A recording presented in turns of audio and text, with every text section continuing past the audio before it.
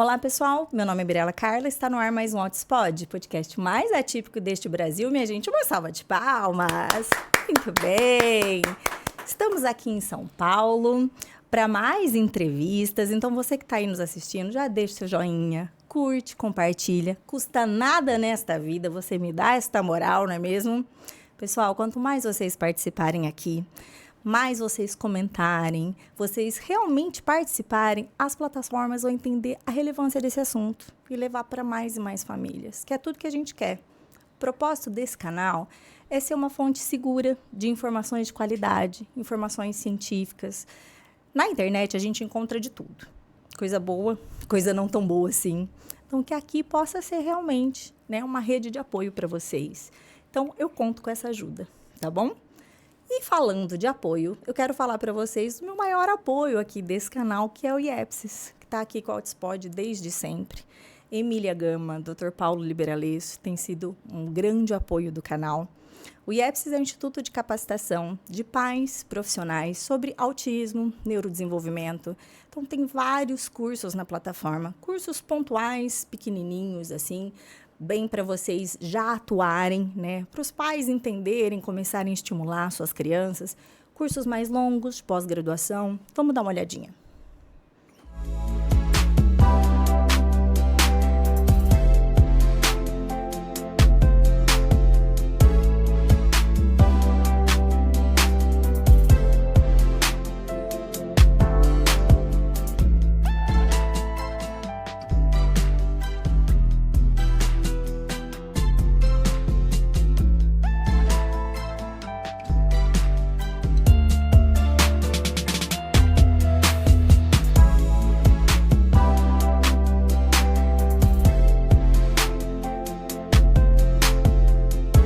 E é isso, pessoal. Não deixem de conferir. Ao longo do nosso bate-papo vai ficar passando o QR Code aqui para vocês darem uma olhadinha, tá bom?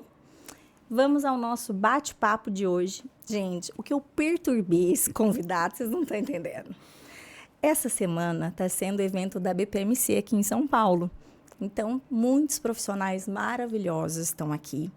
Então, várias palestras, muitos artigos, muitos cursos, né, muitas mesas, né, de bate-papos. E ele tá aqui expondo os trabalhos dele, vai palestrar também. E eu tô deixando ele doido, né? Tipo, você precisa falar comigo, eu preciso conversar com você, porque ele é de longe, e a nossa logística, né? Eu do interior, ele do outro interior ainda. Ele já esteve aqui no canal também, mas eu sou muito fã do trabalho dele. E aí, ele topou, claro, porque eu venci o quê? Pela insistência, minha gente, pela insistência, sabe? E esse tema, assim, na verdade, tinha muitos temas para falar com ele. Eu poderia, assim, sabatinar ele aqui com vocês. Mas aí a gente escolheu um que eu ainda não trouxe aqui no canal. Vocês me pedem bastante. E eu queria realmente alguém que tivesse esse dom para conversar e explicar para vocês, porque eu acho um tema difícil de entender. Difícil de entender porque eu acho abstrato, sabe? E principalmente para trazer isso, transferir para o autismo. ACT, Teoria de Aceitação e Compromisso. O que seria isso? Terapia de Aceitação e Compromisso? Enfim, ele vai falar melhor sobre isso para a gente. Como que isso se aplica para o autismo? Para que autista serve? Para que nível? Que grau? É para todo mundo? Como que funciona? Para a gente entender um pouquinho mais sobre isso, recebam ele, que é psicólogo, analista do comportamento, Matheus Brasileiro. Uma salva de palmas. Seja muito bem-vindo mais uma vez, Matheus. Obrigado, Mi. É um prazer. Você não me deixou louco, não. Foi até tranquilo. É muito gostoso, como a gente já tinha tido um bate-papo anteriormente. Aquele dali eu fiquei bem nervoso. Tipo, meu Deus, vou estar num podcast. Mas aí agora você já me desensibilizou. Você me deixou tranquilo depois daquele primeiro bate-papo. Eu estava super feliz de vir aqui. Então... Você ficou nervoso. Jura? É porque eu disfarço bem, né? Não acredito, Matheus. Eu tava mesmo. Você sabe que foi minha primeira vez num podcast, aquela dali, né? Então eu tava nervosinho, tá? Ó, não parecia mesmo, mas é porque você tem o dom, né, de conversar. Gente, não, eu falei pra você aquele dia, o nosso bate-papo, pra quem não assistiu, tem um episódio aqui, pessoal, que a gente falou sobre o brincar, né? Gente, eu queria sair brincando com o Matheus, vocês não estão entendendo. A gente não combinou nada. Vocês sabem que eu não roteirizo absolutamente nada aqui nesse podcast, né? E o Matheus começou a inventar brincadeira, inventou tema. E eu já queria sair para brincar com ele, entendeu? Isso para entender como que essa questão da espontaneidade foi justamente o que a gente falou naquele dia, né? E aí, sobre ACT, Matheus. Você Perfeito. tem estudado bastante sobre isso, você me disse, né? Isso, então. Na verdade, te falando assim, eu sou analista do comportamento e talvez o primeiro contato que eu tenha tido com a prática já foi realmente a aplicação da análise do comportamento para pessoas com autismo. Só que ao longo da minha trajetória, o que foi acontecendo? Dentre as pessoas com quem eu ia trabalhando, eu comecei a trabalhar com algumas pessoas com TEA ali, nível 1, com bom desenvolvimento verbal, que buscavam mais uma psicoterapia ou intervenção psicoterápica, um apoio psicoterapêutico, ou ali um foco em habilidades sociais, e eu comecei a cair um pouco também para a psicoterapia. Então, eu sou aquele cara que transita costumeiramente entre a análise do comportamento aplicada e a psicoterapia. A minha psicoterapia é de base analítico-comportamental. E existem algumas vertentes de psicoterapia que têm base comportamental. E uma delas, que tem aí acho que nasceu dentro da análise do comportamento, acho que hoje em dia está para além, é a ACT. E eu comecei a me interessar, eu já conhecia algo de ACT, mas mais recentemente, de uns 2 anos para cá, eu comecei a me interessar por conhecer mais e mais. Quase como, tipo, o que vai trazer, o que vai somar na minha prática, conhecer um pouquinho disso. Então, eu preciso dizer que eu começo a me aproximar nos últimos 2 anos, até para não dar aquela impressão de, tipo, olha, gente, eu vim aqui porque eu sei tudo de ACT. Não, eu estou estudando, estou aprendendo, estou incorporando a ACT na minha prática e eu vim aqui para falar um pouco de como tem sido isso. Trazer reflexões, né? Exatamente, fazer a gente pensar um pouquinho de... Falando como um psicoterapeuta agora, de como que a gente pode levar psicoterapias também que têm produzido evidências na intervenção com pessoas com TEA, para a gente pensar o que pode ser feito, com quem pode ser feito, exatamente o que você falou. Então, você estava dizendo, por exemplo, para quem serve? É uma psicoterapia de base muito verbal. Então, a gente está falando que vai servir... Eu nem posso falar nível 1, nível 2 necessariamente, porque daí a gente está falando mais, a gente não está falando necessariamente das habilidades verbais, a gente está falando do nível de suporte. Às vezes pode ser uma pessoa que tem uma habilidade verbal de abstração tal, muito bem desenvolvida, mas precisa de um suporte maior por causa de outras questões sensoriais e tudo, e essa pessoa poderia estar com a ACT, enfim, por ser uma intervenção muito de base verbal, ela é voltada para pessoas, e aí qualquer pessoa, mas também pessoas com TEA, que têm justamente um bom desenvolvimento verbal. Ah, Matheus, mas se tiver déficits verbais, isso impediria? Não necessariamente, mas a gente precisa trabalhar. Ela usa, por exemplo, muitas metáforas. Uma das bases do trabalho da ACT é com metáforas. Então, você precisa de um nível de abstração, você precisa de desenvolvimento de uma linguagem pragmática já.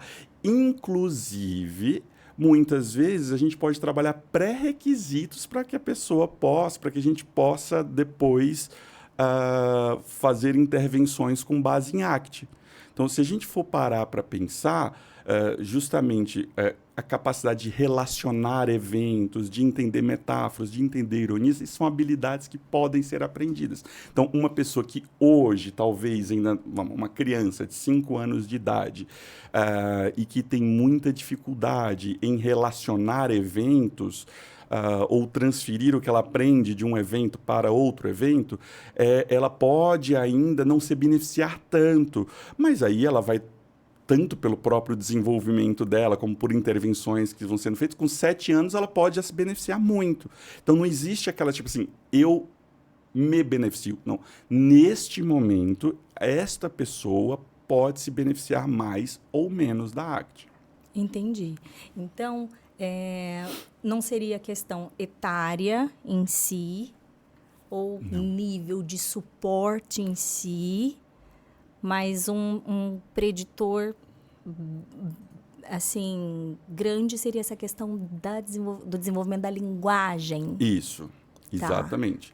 Quando a gente está falando, se a gente for ver, por exemplo, protocolos de avaliação e formulação de planos de intervenção dentro da aba, alguns, como por exemplo o PIC, mas não apenas o PIC, acho que, e não apenas protocolos, têm se preocupado muito em desenvolver o que as pessoas chamam de responder relacional.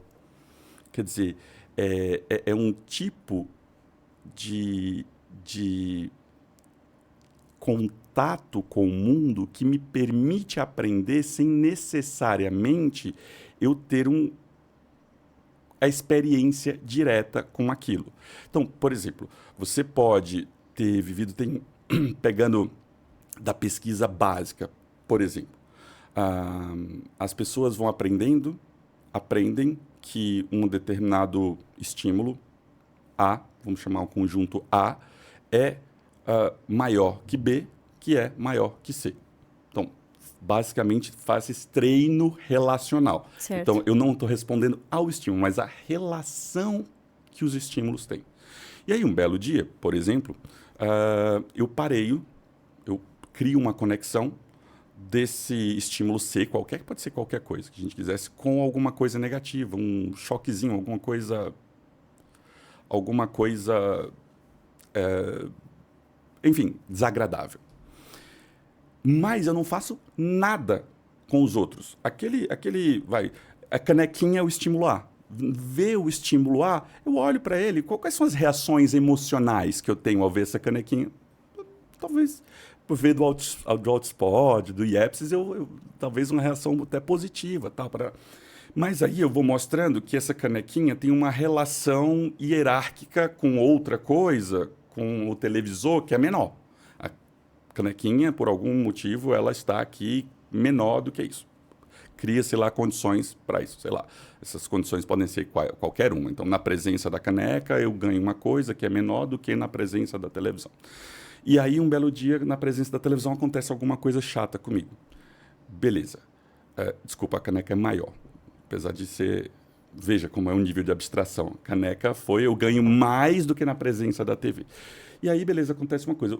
Quando você mede, por exemplo, as reações emocionais da pessoa na presença da TV, você vê ali um arousal, você vê aquela pessoa, tipo, na hora que acontece aquilo, ela já começa a ficar mais tensa, a resposta galvânica da pele aumenta, tal, pá. E aí medem isso. Daí, depois vão medir, botam a canequinha na minha frente. E aí, a caneca nunca teve relacionada com nada aversivo. Ela só esteve relacionada com a TV no sentido de isto é mais do que aquilo. E eu tenho reações emocionais agora mais fortes na presença dessa caneca do que eu tive com aquilo. Quer dizer, qual foi a minha experiência direta? Minha experiência direta foi quando eu tinha aqui a TV aqui com o Outspot aqui, alguma coisa ruim aconteceu. Eu comecei, toda vez que essa TV ligava, eu já ficava tenso. Daí, mas eu nunca tive uma experiência ruim junto com essa canequinha aqui. Certo. Nunca. Só que por causa da relação que foi estabelecida entre as duas, agora, quando essa caneca chega perto de mim, eu fico mais tenso ainda. Então, isso é a base da compreensão do responder relacional. De que a gente passa a responder a relações entre eventos, não apenas aos eventos em si, e essas relações podem ser de vários tipos. A gente vai aprendendo a responder a relações de igualdade, a relações de diferença, a relações de hierarquia, a relações de comparação e por aí vai. E à medida que a gente vai aprendendo, isso já é uma abstração, à medida que a gente vai aprendendo a isso, a gente vai ampliando a nossa capacidade de reagir ao mundo, em parte modificando muito, ampliando muito, obviamente, nossas possibilidades, mas também trazendo alguns desafios. Veja, nesse exemplo que eu dei super concreto, a gente pode tentar transferir para outras situações. Às vezes, o que me faz sofrer hoje nunca teve relação com alguma coisa que eu vivi de negativo. Aquilo simplesmente está numa rede relacional com outros estímulos e, por causa disso, aquilo me faz sofrer.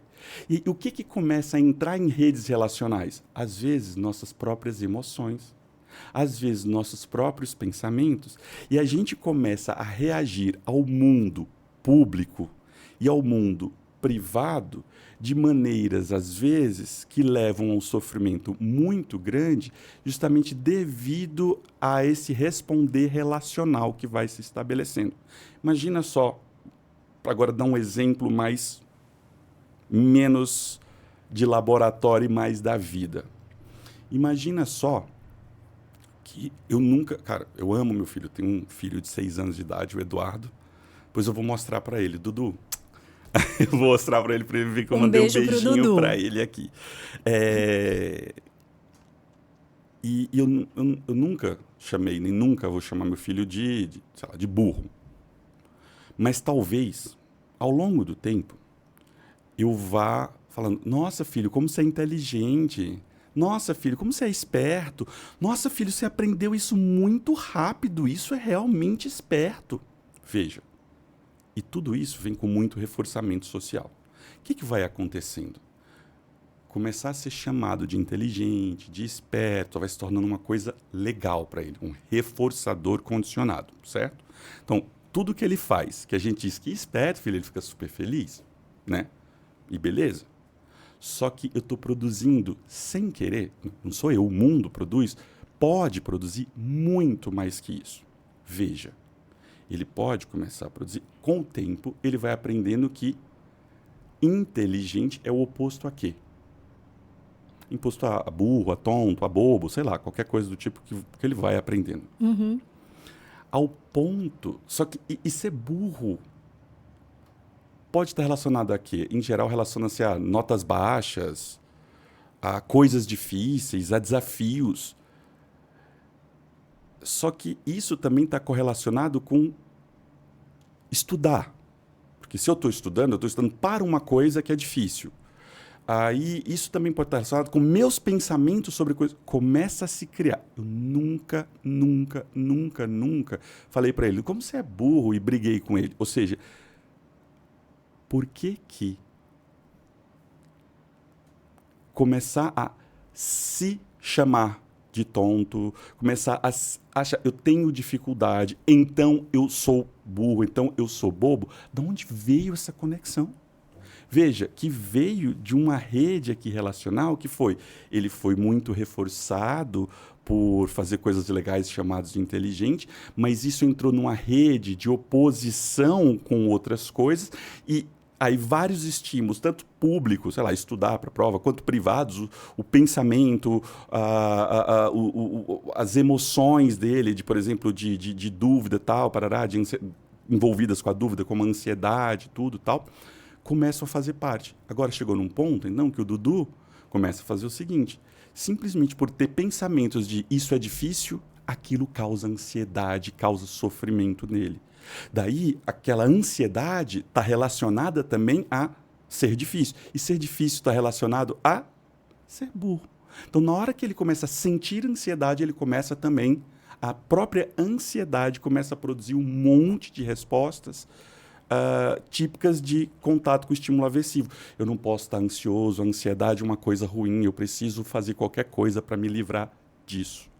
Então, quando a gente começa a olhar para a ACT, a gente está olhando basicamente, então, resumindo tudo isso agora, na minha forma de ver, a gente está olhando de forma especial para duas coisas. Primeiro, como partes do mundo público e privado, e quando eu estou falando privado, estou falando coisas que só eu tenho acesso, que acontecem dentro de mim,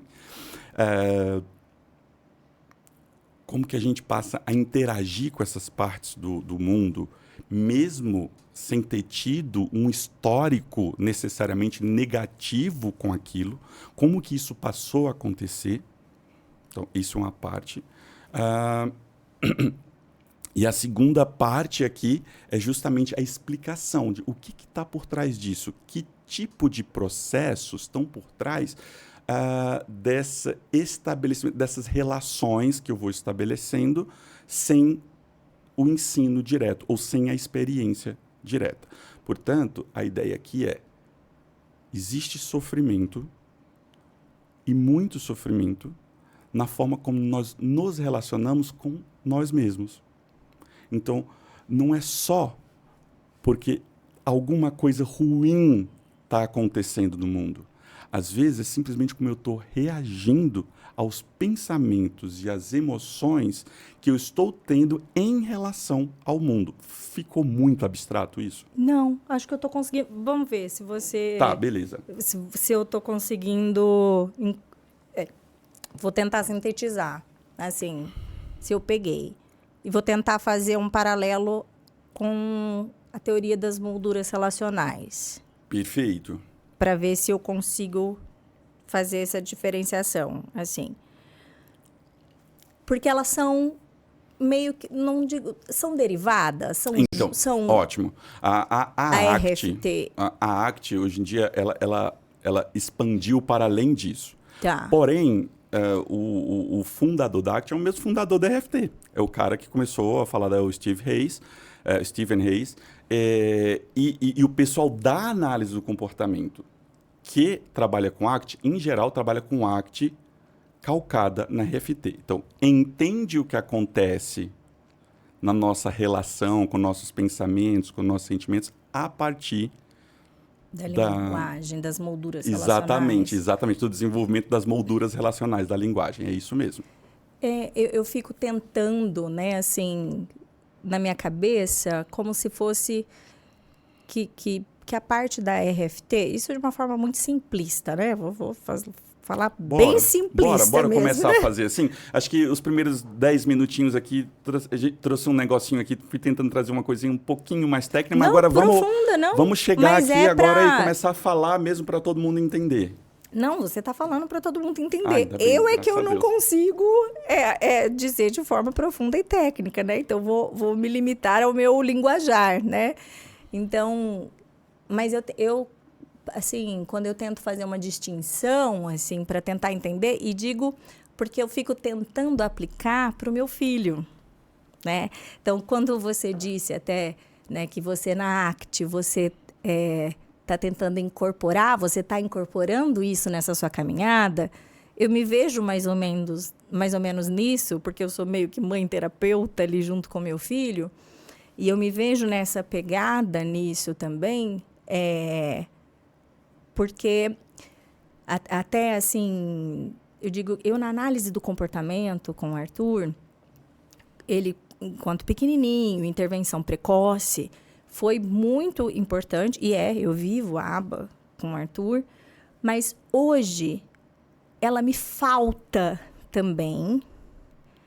Hoje ele com 8 anos, com fala complexa, né? Ele tem uma maturidade muito grande, uma compreensão muito grande do entorno e um questionamento muito grande hoje de si, do que é o autismo, do quão diferente ele é dos pares e do quão diferente ele é de outros autistas que têm limitações maiores que as dele.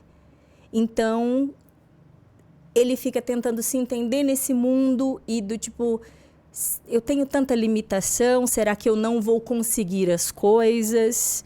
Será que eu posso? Será que eu não posso?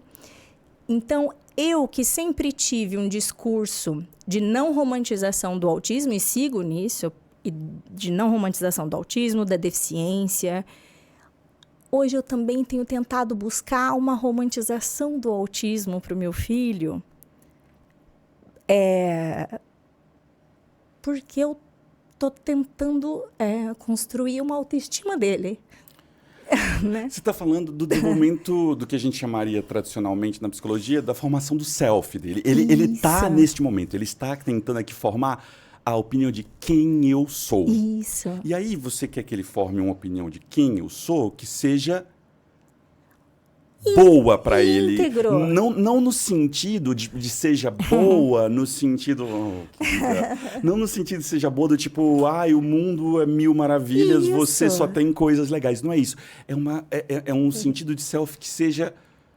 que impulsione. Exato. Não é exato. isso? Porque, inclusive, isso entra, quando a gente é, um self, uma construção de self saudável, envolve a gente saber falar das nossas dificuldades, das nossas limitações, mas de uma maneira que isso seja útil para a gente.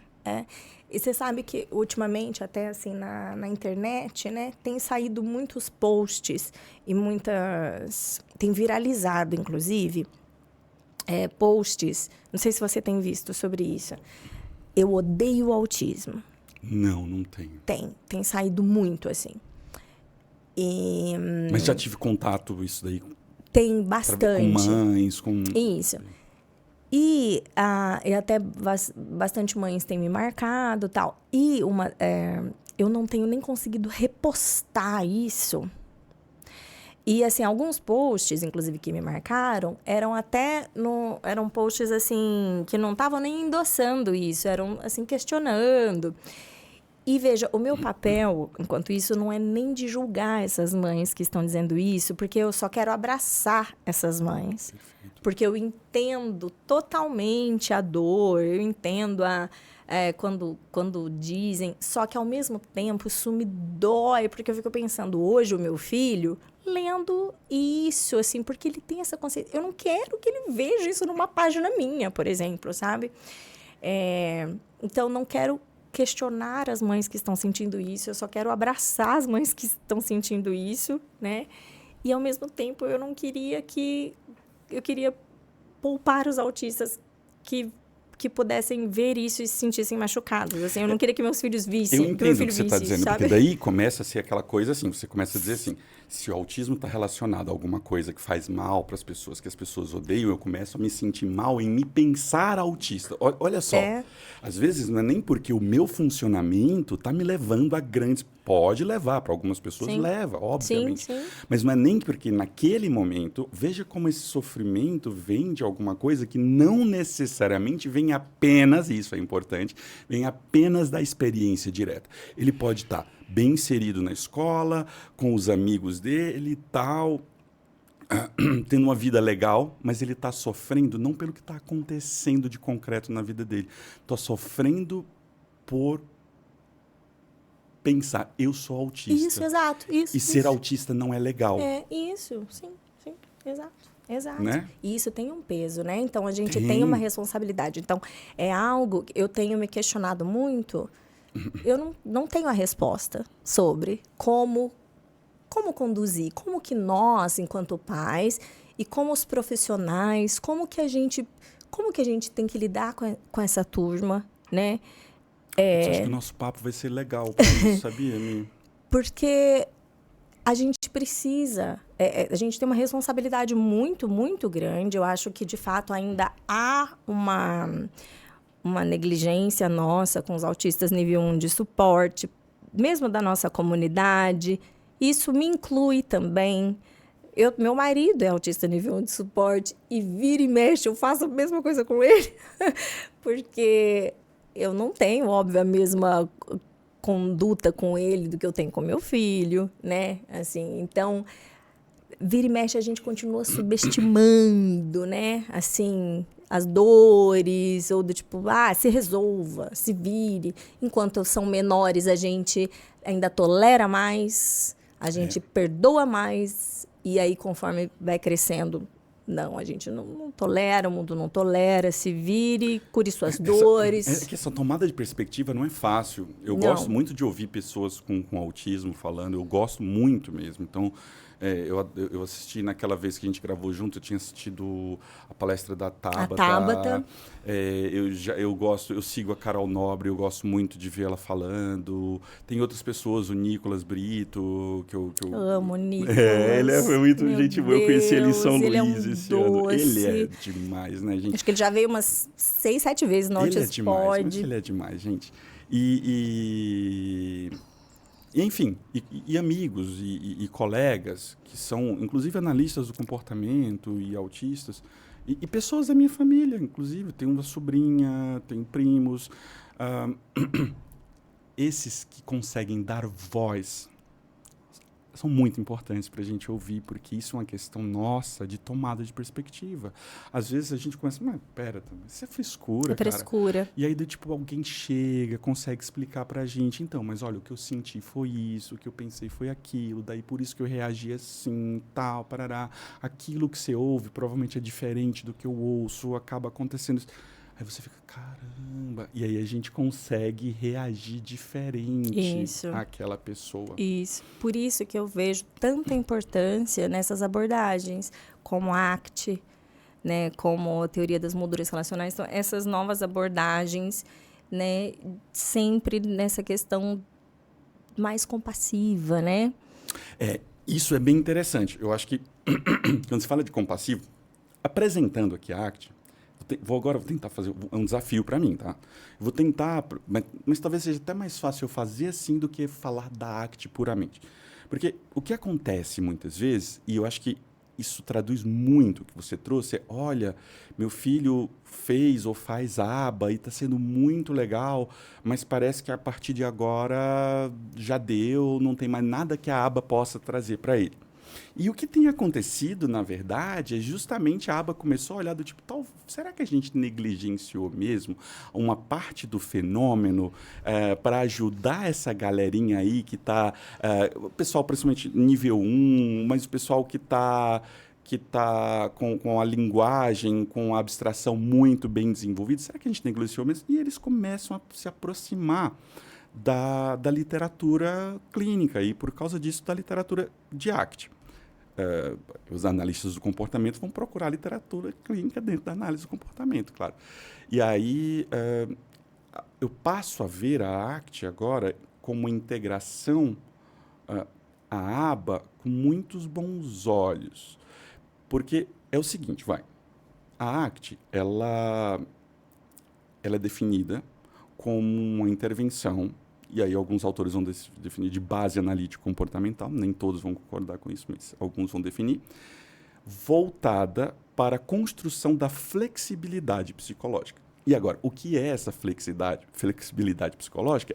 É explicada basicamente através do que eles chamam do hexaflex, né? do hexágono lá da flexibilidade, que é o hexágono porque são 6 pontos aqui a serem trabalhados. Então, primeira coisa, valores. Então, vamos pensar aqui. O que são valores? Valores é aquilo que te energiza. Valores é aquilo... Não é uma coisa. Valores são coisas... É um reforçador abstrato e abrangente que está presente em várias coisas e que dão sentido para a sua vida, que quando você está direcionando, aquilo dali dá sentido. Eu lembro, por exemplo, da Tawane falando, eu adoro escalada. Escalada é um reforçador poderoso para mim. Isso é um sentido para mim? Não, é alguma coisa mais profunda. Eu percebo que eu gosto de sair para pedalar. Pedalar é um grande reforçador para mim. Então, isso daí seria o meu valor, então, pedalar? Não, ainda não é isso. É uma coisa mais abstrata e profunda que está presente em tudo isso. Eu comecei a perceber que eu adoro tudo... Isso, a Tawane, tá? Que eu adoro qualquer coisa que tenha a ver, que produza a sensação de liberdade. Isso é um valor. Quer dizer, eu não preciso agora me direcionar para uma coisa, para uma atividade, mas para tudo aquilo que me produz sensação de liberdade. Olha como é muito mais amplo.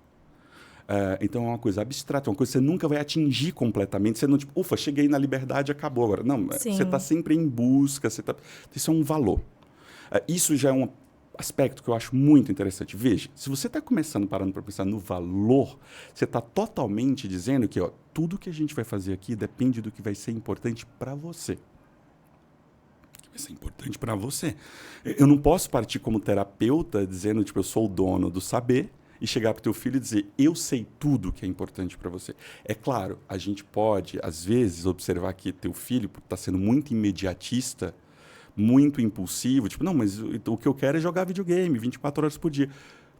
Mas será que isso está mesmo ajudando ele a se aproximar dos valores mais profundos dele? Ou isso só está servindo para trazer ali um prazer imediato? Essa diferenciação a gente precisa fazer, inclusive, junto com a pessoa. Mas beleza, nem é isso que eu quero dizer. Então vamos lá.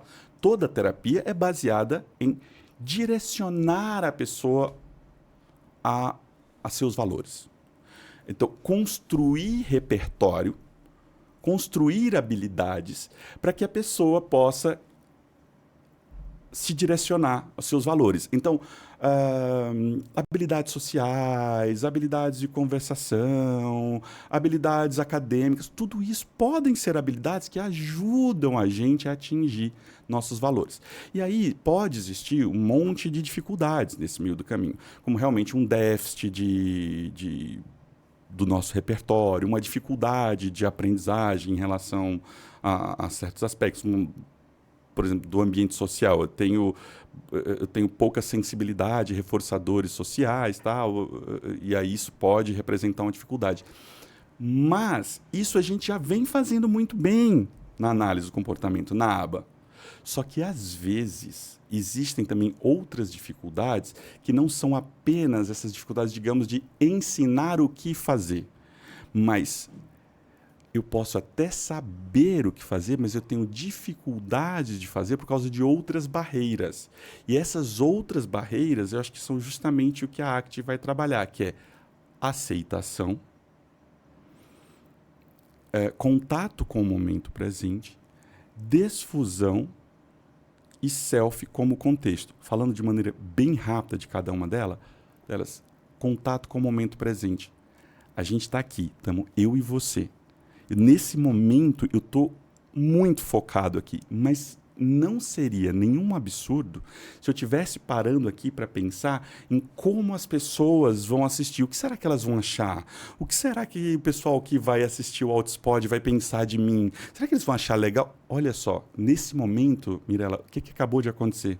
Acabei de começar, tem um monte de coisa acontecendo, um monte de contingências aqui, eu parei de responder a elas, eu estou agora respondendo a minha própria cabeça ao futuro. Ou eu poderia estar reagindo ao passado, ruminando aqui uma vez que eu falei sobre isso e não foi tão legal e pensando sobre isso. Com isso, eu perco contato com a contingência do momento. Do presente. Isso não só leva a um sofrimento, porque é muito inútil ficar lidando com o futuro e com o passado, como também acaba diminuindo as possibilidades de que eu haja de forma efetiva no presente. Então, eu tenho um problema, beleza, eu estou preocupado lá na frente, o problema continua aqui, não vai adiantar nada. Sim. Então, essa é uma primeira coisa. E aí eles trabalham como... A gente pode trabalhar a habilidade da pessoa se conectar mais com o momento presente. Quando eu paro para pensar em alguns pacientes meus com TEA, ruminação e pensamento excessivo no futuro são duas características muito comuns. Muito.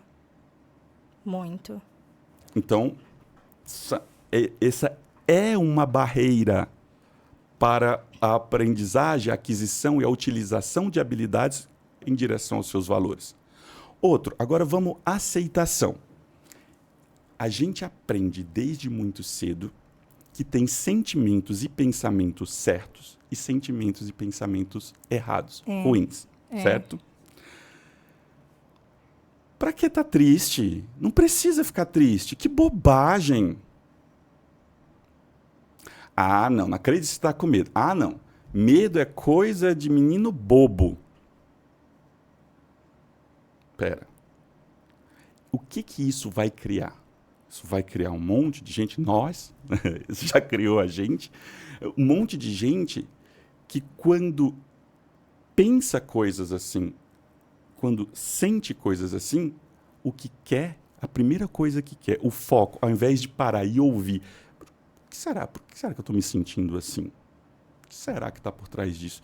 Eu adoro fazer esse exercício com meus pacientes, tipo, o que esse sentimento está tentando te dizer? É como se ele tivesse ali, ele quer conversar contigo. O que será que ele está querendo te dizer? Por exemplo, eu estou triste porque quando eu perco meu videogame, eu fico sem uma coisa extremamente divertida, porque eu valorizo muito isso, porque eu me preocupo com a forma que meu pai pensa sobre mim. Legal, você está agora se auto-observando, se auto-analisando, entrando em contato com uma fonte de informações muito importante. Mas, em geral, o que a gente faz? A gente começa a fazer qualquer coisa... Para bloquear ou para sair, para parar com aquilo. A gente se enfia num joguinho de celular para não ficar pensando. Eu acompanho um menino em Recife que ele fala com todas as palavras para mim. Ele falou com todas as palavras para mim. Cara, eu gosto de jogar. Legal, se ele gosta, se é um reforçador, ótimo, estamos felizes que ele está jogando. Mas boa parte... Esse mais é que lasca. Mas boa parte do tempo, eu estou fazendo isso para não ficar pensando num monte de coisa ruim que eu fico pensando. Opa! Olha só, é um menino que está jogando muito mais por reforço negativo do que por reforço positivo. E isso tende a se tornar um círculo vicioso. Sim. Quer dizer, o cara está sempre... O que acontece quando eu aprendo que eu preciso fazer alguma coisa para suprimir meus pensamentos e meus... eu falei sentimento, meus sentimentos e meus pensamentos. Eu começo a estar o tempo todo hipervigilante, com medo, gastando toda a minha energia apenas para evitar sentir e pensar coisas ruins. Eu não estou vivendo. Não está lidando com absolutamente nada, Não. né? Veja, eu estou construindo uma vida com significado, eu estou basicamente me encapsulando para me proteger de tudo que eu penso de mim e sinto. mesmo. Isso que é louco, de você que coisa mesmo. doida, né? Isso é um perigo. Muito. Isso é um perigo. Muito. Isso acontece pra caramba. Isso é um perigo.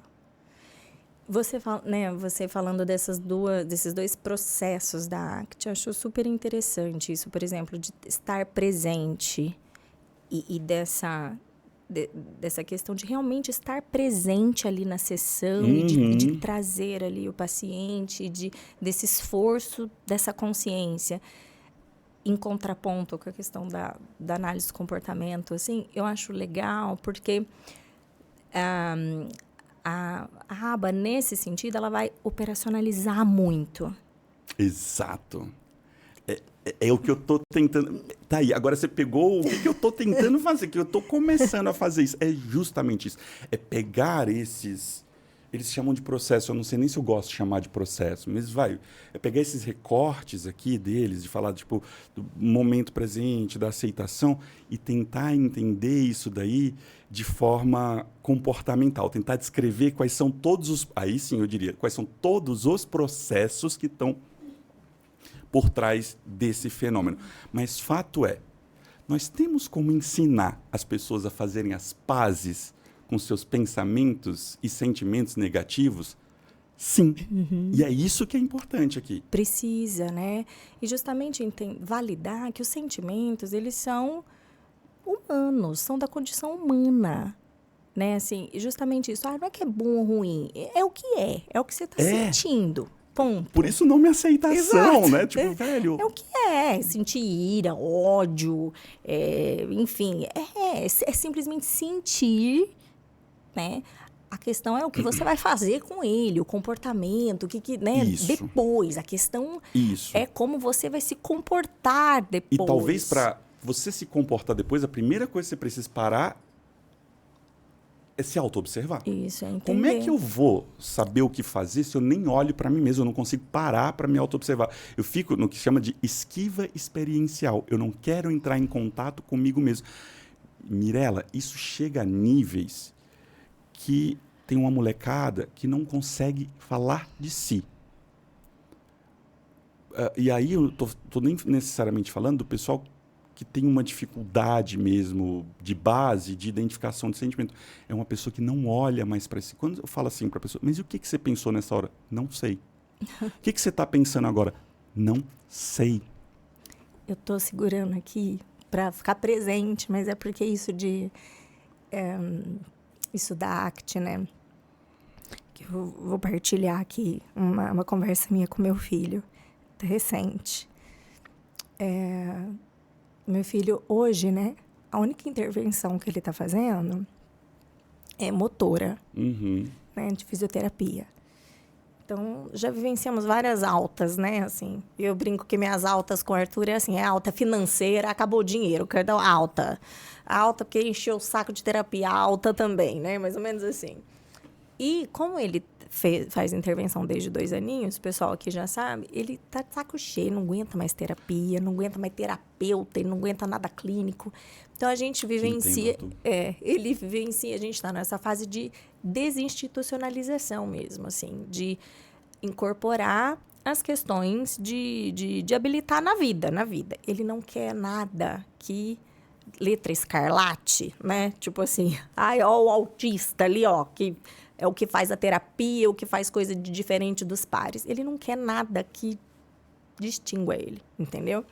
Então, a gente está fazendo a parte motora, mas agora vai fazendo a academia, porque não quer mais clínica, não quer nada. E aí, quando eu estava explicando para ele que precisava fazer fisioterapia intensiva, ele chorava de escorrer lágrimas.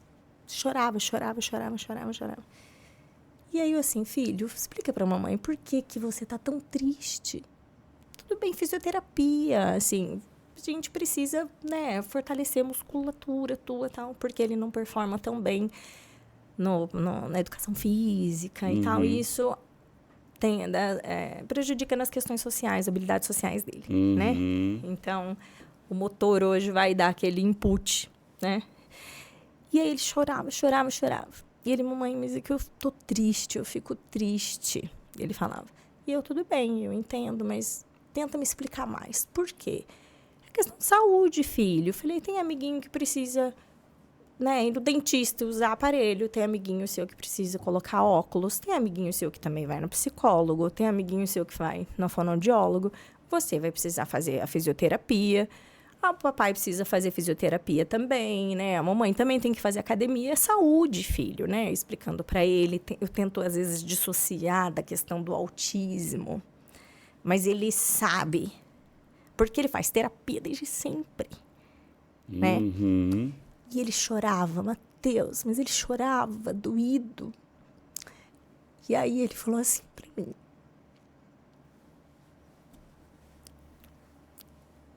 Mamãe, parece que eu nasci quebrado e que tem sempre alguma coisa para consertar em mim. É porque eu sou autista, não é? Vai ser sempre assim?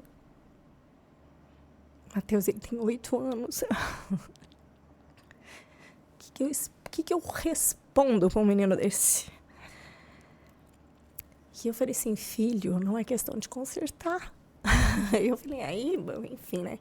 Que falei que pra mim ele é perfeito, né? Mas a verdade é que tanto que a gente tem que ficar buscando do quanto que se conserta e o que, né? Então, de novo, eu sei, eu fico buscando assim, vou habilitá-lo no que for para ajudar, mas não é questão sobre consertar. Eu sei que essa questão motora dificulta para ele. E ele fica frustrado, porque não consegue desempenhar e performar. Então, estou tentando ajudar. Mas, olha como é difícil.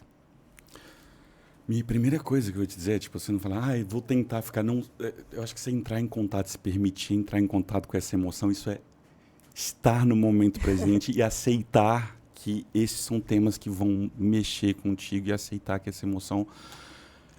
ela vai vir. E deixa ela vir. Deixa que, já que a gente está falando de aceitação, vamos fazer um trabalho aqui ao vivo de aceitação, né? Olha, gente, terapia, olha que coisa incrível, né? E a outra coisa que, assim, na hora que você falou, assim, me tocou, sabe? Assim, eu não consigo entender completamente tudo que você falou, mas me tocou muito. Porque a gente está falando de um garoto que está tipo, nossa, eu tô de saco cheio disso. Eu queria não precisar de tudo isso. E por um lado você fica nisso, meu Deus do céu, que vontade de dizer, meu filho, você tá bom. Larga a mão, né? Deixa. E por outro lado, dizendo tipo, não, filho, mas olha, tem coisa que se a gente parar agora vai cobrar um preço lá na frente. Eu sei. E aí talvez vale a pena a gente Sim. retomar para o primeiro ponto, o quanto que a gente ficar trabalhando certas coisas tem a ver com valores, com ajudar essa pessoa a continuar no caminho dos valores dela. Sim. Quando você fala, ele gosta de socializar, ele fica muito feliz quando ele consegue estar se inserindo, está tendo o maior tempo de reforço qualidade. dele. Pronto. A gente, o que você está vendo? O que você está dizendo é do tipo, realmente, para você conseguir ir neste caminho que você gosta tanto, alguns investimentos bem chatos estão tendo que ser feitos. Você está tendo que pagar um preço que é bem chato e que nem todo mundo tem que pagar mesmo. Algumas pessoas conseguem isso com um preço bem mais baixo do que você. Mas dói nele.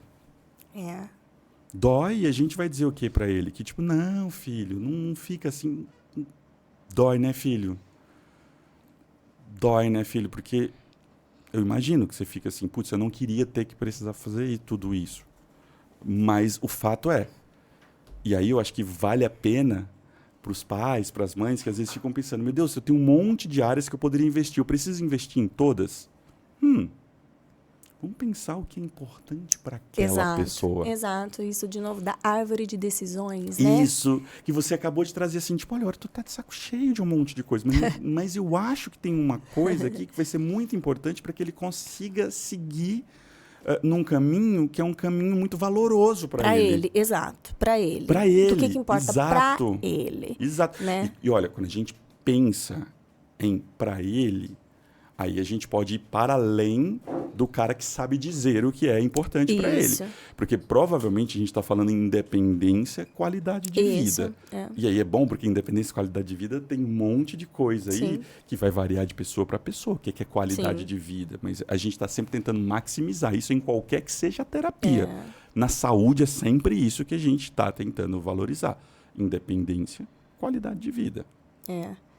E quando a gente... E voltando até do que eu estava lá no início, né? Do que eu penso, assim, de fazer uma distinção na minha cabeça de RFT e ACT, e do que eu tento, né, trabalhar ali com ele, porque eu tento, na minha simplicidade, ele trabalhar as duas coisas, um pouquinho das duas coisas.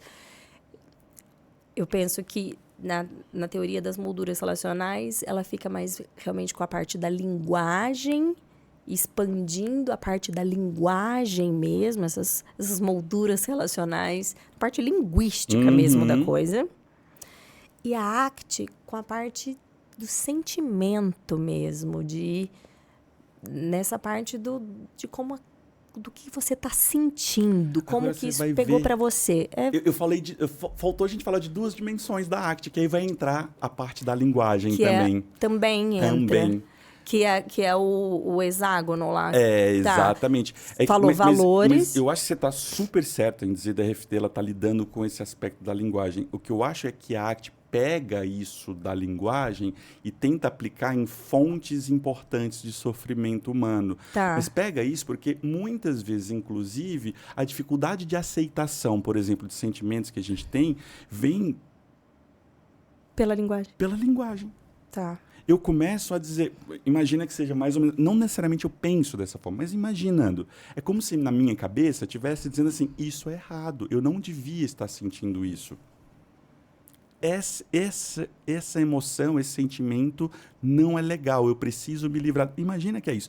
Imagina que toda vez que eu me sinto triste, é isso que está lá no fundo da minha cabeça. Por uma gritando. Barreira linguística, assim, de rigidez. Porque isso foi sendo construído culturalmente, sendo passado mesmo como regras pra gente. Quando isso foi a tristeza. Vamos lá.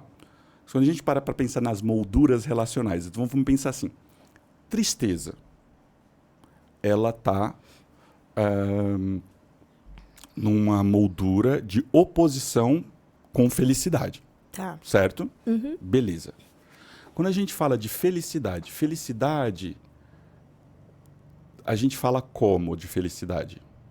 A gente fala que felicidade é bom. Isso automaticamente, na hora que tem a moldura de oposição entre felicidade e tristeza, na hora que eu falo do tipo, nossa, felicidade é muito bom, o importante é ser feliz. O que eu acabei de transferir, que funções eu acabei de transferir para a tristeza? Tristeza é ruim, é mesmo, né? É desconfortável. Eu estou tentando usar muito essa palavra para tentar tirar o julgamento e fazer uma coisa mais descritiva. Mas se o importante é ser feliz, ficar triste é desimportante, inútil, só te atrapalha. Olha só o que... Isso foi linguisticamente construído sem ninguém ter me dito isso. Por causa dessas frames aqui relacionais, e aí vai, muito mais coisa, né? Do tipo, eu vejo uma pessoa feliz e aí eu começo a dizer, é isso mesmo, como é bom estar perto de ti, porque tu tá sempre feliz e tal, parará. Isso acabou. Na hora que eu, de novo, se tristeza está numa frame de oposição com felicidade, então, se estar perto de pessoas felizes é bom, é legal e é valorizado, pessoas tristes deveriam ser desvalorizadas. Olha o que eu vou aprendendo sem que ninguém nunca tenha me dito isso, Ninguém, provavelmente já me disseram, eu já tive tanto contato direto com as contingências que as pessoas chegam fazendo, mas meu filho, para que ficar triste? Que bobagem. Olha só, isso tá sendo tristeza, sentir-me triste, está sendo diretamente pareado com uma invalidação social aí qualquer, que posso dizer que é uma estimulação aversiva, mas não só. O sentir-se triste também é tido como uma coisa aversiva, negativa, a ser evitada, por causa de outras relações que nem foram diretamente faladas. Ninguém nunca chegou e me disse assim, eu não gosto de ficar perto de você quando você está triste, isso é chato. Ninguém falou isso. Mas provavelmente quando eu sinto triste, está lá atrás da minha cabeça gritando, ninguém gosta de mim porque eu estou triste. Porque, por outros motivos, outras coisas foram relacionadas à felicidade. E tal. Isso vai. Veja, começa a criar uma rede aí, e aí é quando a RFT traz aqui a linguagem para explicar, inclusive, parte, e aí isso é importante, parte da relação que nós temos com nossas próprias emoções, sentimentos, pensamentos e tudo. Fica mais claro ainda, como eu estava te dizendo, quando a gente vai avançando agora. Olha só, olha as duas outras dimensões. Uma delas é chamada de dimensão, vou chamar de habilidades, no final das contas é isso, sabe? Tipo, se a gente falar assim, foco no momento presente, isso é uma habilidade a ser desenvolvida. E isso é muito... Quem achar que isso tem a ver com mindfulness, tem tudo a ver com mindfulness, tá, pessoal? É isso mesmo, o pessoal utiliza um montão de estratégia de mindfulness aqui, de atenção plena, para trabalhar a habilidade de foco no momento presente. Isso é uma habilidade, aí como o pessoal da mindfulness mesmo coloca, isso é uma habilidade a ser praticada para ser desenvolvida. E todas as dimensões da ACT aqui, a gente pode olhar como habilidades. Aceitação é uma habilidade que a gente vai ter que desenvolver em você. Não estou dizendo de verdade, o você abstrato aqui, tá? Estou dizendo, a gente pode desenvolver isso, a gente pode praticar. Existem exercícios de prática para este tipo de coisa. Tá. E com adultos é muito feito no verbal, na metáfora, e com criança a gente pode fazer muito mais no concreto. Sabe, vamos lá. Observando as próprias emoções, pegando aqui um exercíciozinho prático, só para falar aqui também, para mostrar aqui com crianças. Dá para fazer. Ou às vezes não só crianças, adolescentes com autismo que são mais concretos, a gente poderia utilizar isso. Tem uma garrafinha, cara, o meu filho tem, eu falei, 6 anos de idade, eu usei essa garrafinha com ele e funcionou super, foi impressionante, porque eu estava ali falando com ele, do tipo, sobre, eu sei, você tá triste, tal, parará, mas, filho, olha... faz parte, às vezes a gente fica triste mesmo, eu acho que a gente precisa... E ele basicamente entrou bem na esquiva mesmo. Não, mas a tristeza, mas não quero, mas tarará. Tipo, caramba, como é que eu faço? Porque eu estou aqui tentando explicar para ele que a tristeza faz parte da vida, que tererê, que tem funções evolutivas, e ele está, desculpa, mas está cagando para isso, com 6 anos de idade, para isso que eu estou falando. Aí eu peguei uma garrafinha, que eu tinha, que já era para isso mesmo, que é uma garrafinha. Você pode pegar uma garrafa de água mineral, bota água, bota, como que é? Glitter dentro, Fazer exatamente. aquelas garrafinhas das emoções. Exato. Isso é uma forma muito legal de trabalhar aceitação. Uma estratégiazinha simples, boba, mas que é concreta. A mensagem que você está tentando passar fica visual. Tá. Aí você fala assim, ó, aqui, como a gente tá, o nosso corpo tá, quando a gente tá quase que sem nenhuma emoção, por exemplo, sem a tristeza, sem a raiva, tá vendo aqui, ó, tá tudo tão clarinho, tá tudo tão não sei das quantas, tal, parará. É assim, né? Parece que tá tudo até mais leve dentro da gente. Isso. Só de estar fazendo isso, eu já estou fazendo com que ele pare e se auto-observe. Isso já é parte do que eu quero com aceitação. Aceitação, eu não quero que meu filho diga assim, ai, tudo bem, eu senti triste, eu estou super tranquilo. Não, sentir triste é ruim, é desconfortável. Eu preciso, é que ele sabe, tá, apesar de estar triste, eu ainda consigo parar, olhar para mim mesmo, entender o que está acontecendo. Ao invés de, eu preciso não lutar com a minha emoção, nem me abraçar, nem lutar. É isso que eu quero, só isso. E aí, beleza, tal. Aí eu falei assim, agora aconteceu uma coisa que vai deixar aqui essa garrafinha muito triste. Tchuc, tchuc, tchuc, balança. Meu Deus, olha aqui, parece que a tristeza circulando por toda ela, que nem circulou para você, por você. Nossa, e agora o que fazer? Olha, não tem muito o que fazer. Não tem como eu ir tirando tudo isso daqui de dentro. Eu vou deixar a garrafinha aqui agora e chamei ele para fazer uma coisinha qualquer comigo. Vamos fazer aqui uma coisinha X, aqui nós dois? Enquanto acho que a garrafinha vai precisar ficar um pouco sozinha, tal, parará. Aí fiquei aqui conversando sobre tristeza com ele. 5 minutos depois eu falei, ei, deixa eu te mostrar uma coisa. Olha o que aconteceu com a garrafinha. A tristeza foi embora, pai. Foi, olha só, a garrafinha ficou triste ali, tal, parará. E uma hora, normalmente, a tristeza acabou indo um pouquinho embora, tal, parará. Talvez com você vai demorar mais. Eu acho que vai. Porque o que aconteceu uma coisa que você não é uma garrafinha, você é uma pessoa, às vezes demora mais. Mas eu acho que vai acontecer a mesma coisa. Eu acho que não vai, pai. Tá bom? Deixei quieto por aí. A mensagem que eu queria trabalhar era do tipo, era só fazer. Mais tarde ele veio. Pai, tu sabia que a tristeza foi mesmo embora e que eu não precisei fazer nada? Eu não podia ter tido o feedback melhor do que esse. Ele simplesmente agora conectou as duas coisas. Eu comecei a entender do tipo que ele começou a descrever para ele mesmo que, de fato, a tristeza vem, é chato, mas uma hora ela vai embora sozinha, sem eu precisar ficar lutando contra ela. Era só isso que eu queria. E aí o outro feedback muito legal que eu tive foi no dia seguinte, pai, eu queria fazer de novo aquela brincadeira das emoções. Ótimo. Já tá bom demais. A gente pode começar até de menos do que isso, porque trabalhar a aceitação pode ser feito de uma maneira gradual, a gente pode modelar. Então, por exemplo, você começa a se culpar por não aceitar.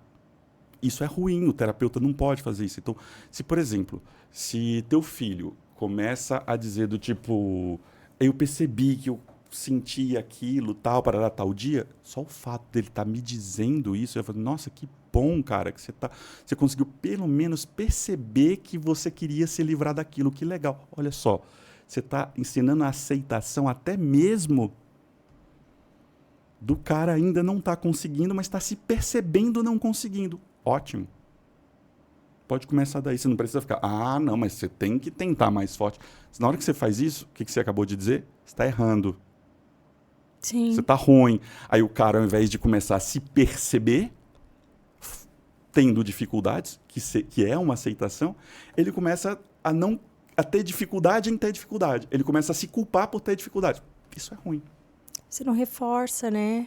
Nossa, eu achei genial essa ideia da garrafinha. Ô, gente, se vocês estiverem aí assistindo e se vocês fizerem, depois coloca nos comentários. Eu vou fazer, Matheus. Faz. Eu vou fazer isso Deixa ela preparadinha ali, guardadinha. Eu vou fazer essa experiência da garrafinha com o Arthur.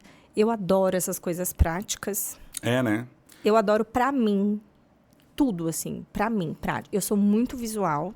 Eu, coisa falada, eu sou muito avoada. Então, tudo que você, no visual, pra mim, eu absorvo absurdamente. Tudo, assim, de qualquer coisa visual, assim, coisa que você me fala, assim, Ajuda demais, né? né? Nossa, isso me impacta. Esse tipo de coisa, assim, não é só pra criança, não. Pois Aí é. uma garrafinha, o negócio da garrafinha pegou em mim, entendeu? Não foi só no filho do Matheus. Você sabe que eu vi fazendo isso aí há muito tempo atrás? Foi aqui em São Paulo, foi na última PMC que teve em São Paulo. Foi uma psicóloga muito legal, muito boa que tem aqui, que é a Bia Alckmin. E ela falou dessa da garrafinha. E há 10 anos eu venho utilizando a garrafinha comigo e tem super funcionado. Agora, pode acontecer de você começar a mostrar a garrafinha para explicar e a pessoa está num esquivo experiencial tão sim, grande, sim. ela vai dizer, não, isso não tem nada a ver. Tal. Total. E tudo bem, a gente vai ter que gente, respeitar, tá, total. gente? A gente fica frustrado. Quando e aí não é hora tem a da mesma... gente se aceitar frustrado. Exato. Eu mesma, eu fazia muitas atividades com meu filho, né? E eu era a tia da recreação. Eu sempre fui a tia da recreação, fazia um monte de coisa e tal.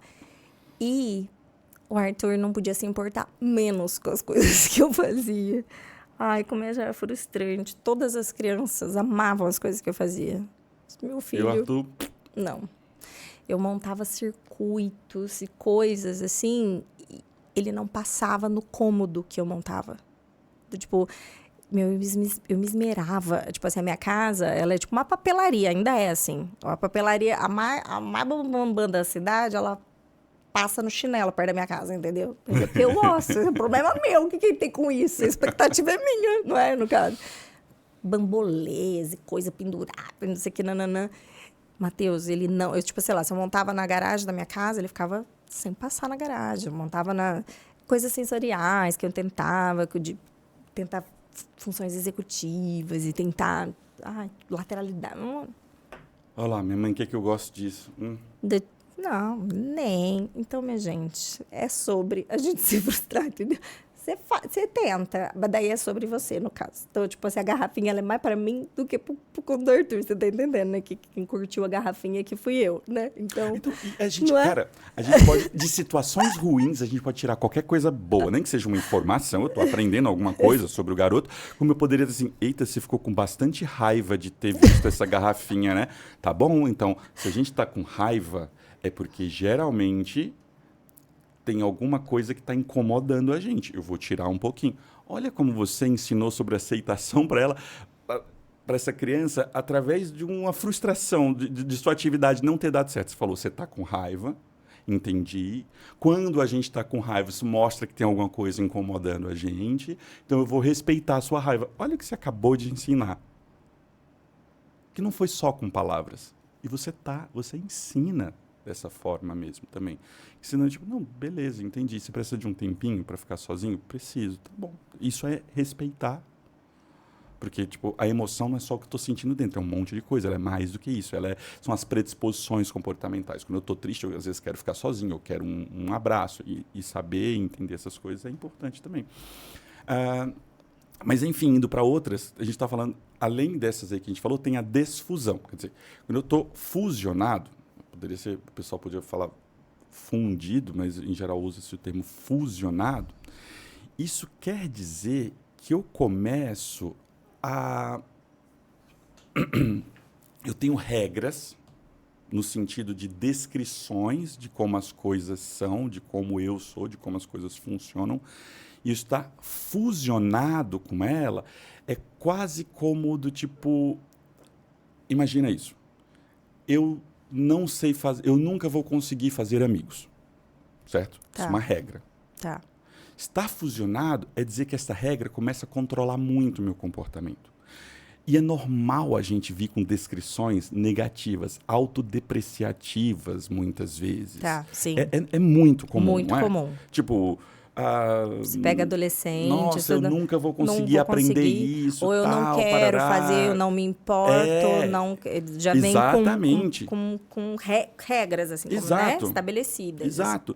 E é muito comum nessas horas que essas regras controlem nosso comportamento de maneira muito forte. Isso. Eu sou feio, nem adianta eu tentar me aproximar daquela menina. Sim. beleza, porque por que eu vou me aproximar se eu sou feio e ela vai Sim. me dar um fora aqui? Tá, parará. Só que com isso, muitas vezes a gente vai diminuindo a nossa capacidade de se permitir tentar se colocar na experiência. A ideia, muitas vezes, e aí é perigosa, tem sido trabalhado tradicionalmente, principalmente nas linhas mais cognitivo-comportamentais, estratégias que acabam confrontando, avaliando e confrontando, que podem levar a um repertório de supressão de pensamentos. Então, eu começo do tipo a pensar, nossa, eu sou muito ruim, eu não sou bom nisso, eu não sei das coisas. Não, mas não é bem assim. Olha só, eu estou suprimindo. E é o que algumas pesquisas vêm mostrando é que, dependendo de quão fusionado esteja, isso vai funcionar bem. Eu reavaliar minhas crenças. Mas dependendo de quão fusionado, se eu tiver muito fusionado aquilo, tiver com muitas coisas, isso não vai funcionar tão bem, isso vai me gerar mais ansiedade ainda.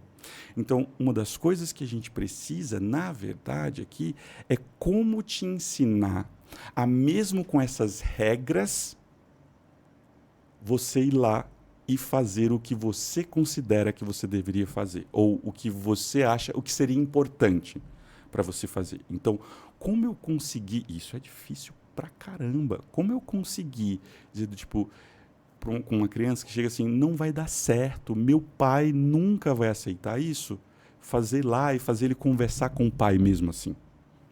Como fazer para uma criança que diz, mas eu acho que ninguém gosta de mim, ninguém vai querer ser meu amigo, ir lá e tentar se aproximar mesmo assim?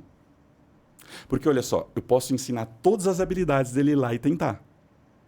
Mas se ele tem uma esquiva muito forte de ir lá e tentar, aquela habilidade que ele aprendeu comigo no consultório não vai servir.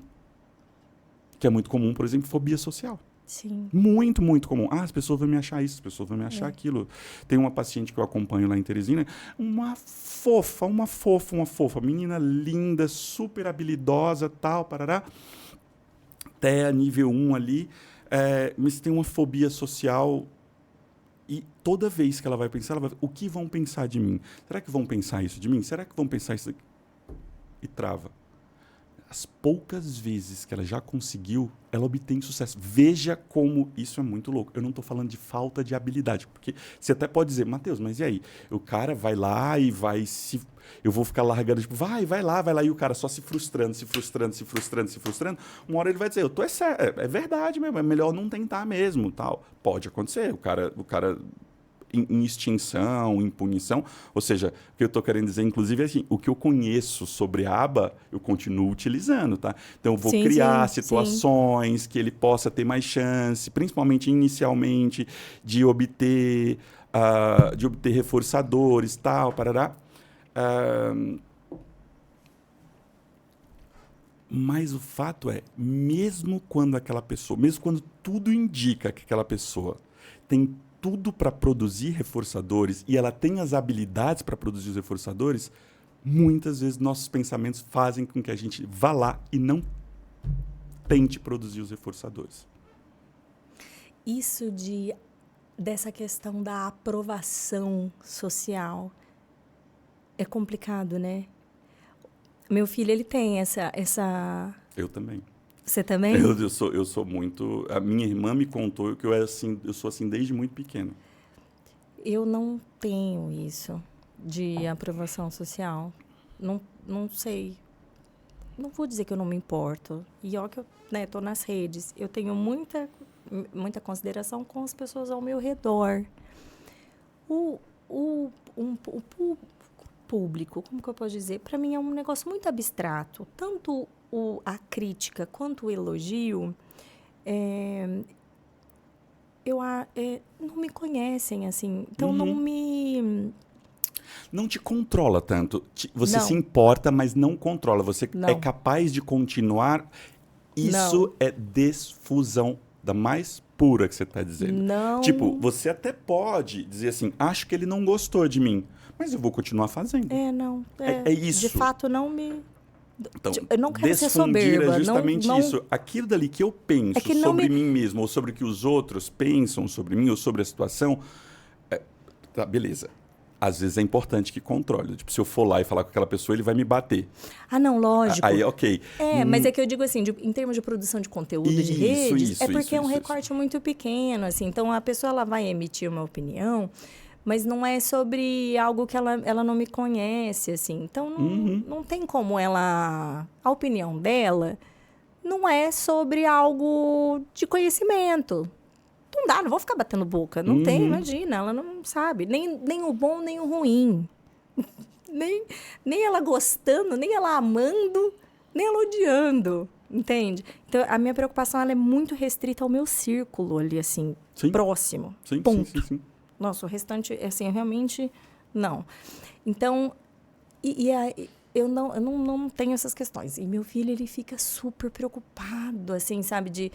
Vou ler na frente da sala de aula, Ele fica, sabe? Vai dançar na festa, estão falando de mim, né? E aí eu fico preocupada, assim, com essas coisas com ele, porque é algo que eu nunca, né, me preocupei. E aí ele fala assim, mamãe, tinha uns adolescentes lá, estavam falando de mim quando eu estava dançando. Os adolescentes, devia ter 10 anos de idade, para ele é adolescente. E aí eu assim, Arthur, primeiro, filho, adolescente, devia estar namorando, falando qualquer coisa. Ele é muito racional. Quais são as chances que você acha de adolescentes estarem olhando crianças dançando festa junina? Aí ele, são as porcentagens. Aí ele fica calculando porcentagens. Porcentagem, aí ele fala as porcentagens, acho que bem pequeno. Mas não são nulas, mamãe. Não, tudo bem, não são nulas. Mas, filho, pensa racionalmente, racionaliza com a mamãe. Você acha mesmo que estava se importando com você dançando, filho? Aí ele, mas isso aqui estava... Falei, porque estava na tua mira, filho. Eles estavam lá falando de namoradinho, falando de... Tá nem aí, Arthur. Faz a sua dancinha lá, meu amor. Tá. E aí eu falo assim, filho, que eu falo da Bíblia com ele, eu falo assim, olha, Cristo foi crucificado. Então, você tem a certeza que vão falar mal de você, meu filho. Vão falam da mamãe também, falam do papai, falam de todo mundo. Aí você não pode deixar de fazer. Eu achei muito legal esse exemplo, porque é isso. Aqui eu vou trazer duas coisas. Vou trazer um pouco do que a gente trabalha muito também em aba. Que é tipo, cara, a gente precisa trabalhar essa capacidade da observação, porque às vezes é isso, tipo, o cara está relatando coisas que são totalmente imprecisas, pode estar relatando, e ensinar essa capacidade de observação é muito importante, mas você trabalhou as duas coisas, tanto a capacidade de, tipo, vamos saber também que nem tudo que a gente pensa representa o que está realmente acontecendo, mas beleza, mas vamos supor que eventualmente aconteça, e vai acontecer, você vai precisar continuar fazendo as coisas a despeito disso. Você conseguiu trabalhar as duas coisas ao mesmo tempo. Porque a gente não pode também agora começar a dizer assim, do tipo, também, o cara chega e fala assim, acho que tá todo mundo falando mal de mim lá na sala. Você vai lá e ninguém tá falando mal dele. E você assim, não, mas tudo bem, você só vai lá e faz. Não, você precisa trabalhar as duas coisas. Tipo, cara, vamos ver mesmo. Que pistas você tem? Tá, beleza. Mas ok, mas tudo bem. O que você tem, você mesmo com todas essas pistas, você pode continuar pensando. Tipo, você pode chegar na sala e na sua cabeça vir do tipo, tá todo mundo falando mal de mim. Vai vir. A minha questão aqui é, será que não vale a pena a gente mesmo assim ir lá e tentar? Essa é a grande questão. É o que eu fico tentando falar para ele. Eu falo assim, se você não quiser se apresentar porque você não tá afim, não tô afim, eu não quero, não é da minha vontade, não tô me sentindo bem. Filho, show, senta lá, não fala nada.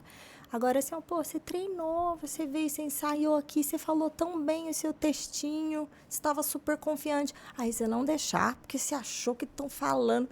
Porque fulaninho falou que o outro lá foi ruim. Eu falo pra ele, faz melhor você então aí, ué. O que tem? E o outro lá fez melhor?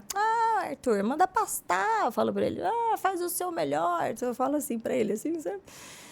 E aí eu fico tentando trabalhar essas questões, justamente. Observa, Arthur, a gente nem é tão importante assim, ninguém se importa. Eu falo pra ele, Arthur, ninguém se importa, tá todo mundo vivendo a sua vida, ninguém liga. Eu falo pra ele, ninguém liga. Tipo, ele tem as questões alimentares, ele se sente muito observado, né? Aí eu falo, ninguém liga. Você sabe o que o coleguinha come?